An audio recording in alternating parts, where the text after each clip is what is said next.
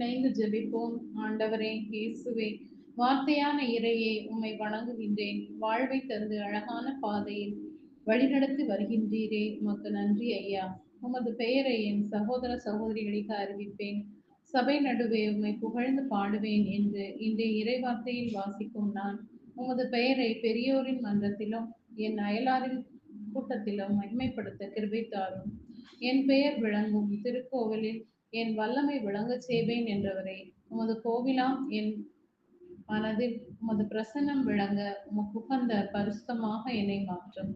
வானக வீட்டில் நின்று உமது திருக்கதவுகளை திறந்து அன்று மன்னா அழித்து காத்தவரே, இந்த நாளில் உமது திருமுகம் நோக்கி கதரும் என்னை கருணையுடன் பாரும். உமது ஆசீராலும் வல்லமையாலும் உமது திரு ஒளியாலும் என்னை நிரப்பும். ஆண்டவரே இயேசுவே, அன்று எரேமியாவுக்கு நான் உன்னோடு இருக்கிறேன் என்று உமது கையை நீட்டி அவர் வாயில் உமது வார்த்தைகளை வைத்தது போல உமது ஊழிய பாதையில் நான் உமது வார்த்தையை பரப்பும் தூதனாக மாற எனக்கு அருள் தாரும்.